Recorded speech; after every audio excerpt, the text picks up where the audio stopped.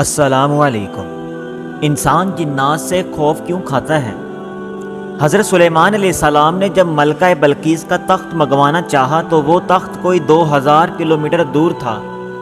دربار لگا ہوا تھا اور آپ نے اپنے درباریوں کو کہا، کوئی ہے جو ملکہ کا تخت میرے پاس فوراً لے کر حاضر کر دے، کیونکہ جنات بھی حضرت سلیمان علیہ السلام کے تابع تھے۔ تو ایک جن نے حضرت سلیمان علیہ السلام سے کہا کہ میں مجلس ختم ہونے سے پہلے تخت لے آتا ہوں۔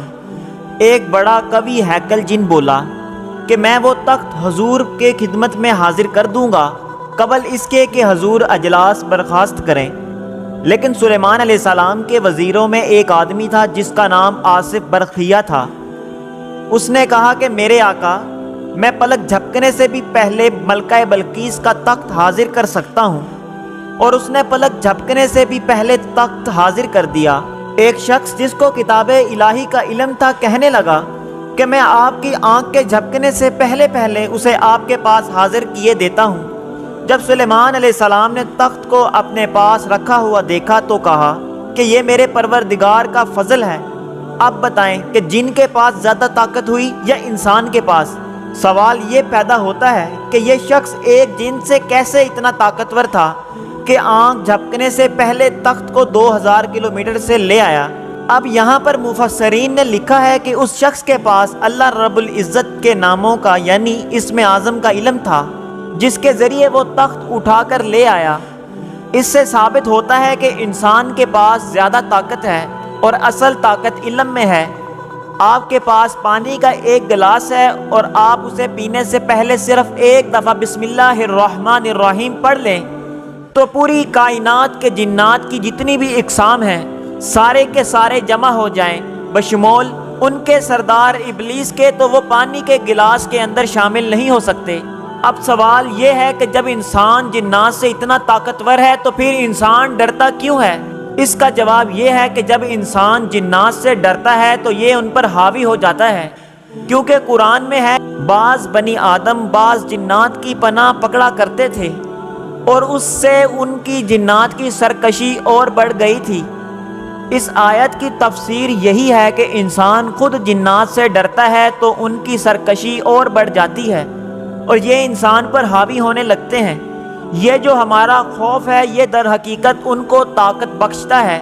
جب ان کو پتہ چل جائے کہ یہ بندہ ذہنی طور پر کمزور ہے اور اندر سے ہم سے خوف زدہ ہے تو یہ اس پر حاوی ہو جاتے ہیں۔ اب سوال یہ ہے کہ جنات کو کیسے پتہ چلتا ہے کہ یہ بندہ ہم سے خوف زدہ ہے؟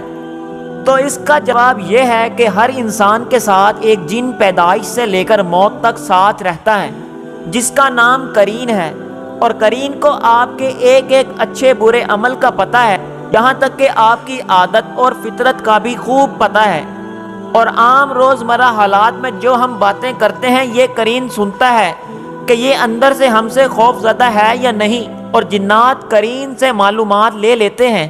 جو کوئی رحمان کی یاد سے آنکھیں بند کر لے یعنی تغافل کرے، ہم اس پر ایک شیطان قرین مقرر کر دیتے ہیں تو وہ اس کا ساتھی ہو جاتا ہے، تو اسے ہمارا ساتھی کہا گیا ہے۔ مطلب یہ موت تک ہمارے ساتھ ہے، بلکہ ایک اور جگہ پر ہے، یہاں تک کہ جب ہمارے پاس انسان آئے گا تو اس شیطان قرین سے کہے گا کہ کاش مجھ میں اور تجھ میں مشرق و مغرب کا فاصلہ ہوتا، تو برا ساتھی ہے۔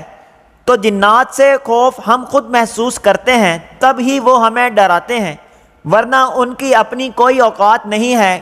اور اگر ہم اللہ کے راستے پر چلنا شروع کر دیں اور اللہ کے بندے بن جائیں اور اس کی عبادت کرنا شروع کر دیں تو یہ ہمارا کچھ کر ہی نہیں سکتے، کیونکہ شیطان نے اللہ سے خود کہا تھا کہ میں تیرے بندوں کو گمراہ کروں گا، لیکن جو تیرے بن جائیں گے ان پر کچھ بس نہیں چلے گا، ان میں جو تیرے مخلص بندے ہیں ان پر میرا قابو چلنا مشکل ہے۔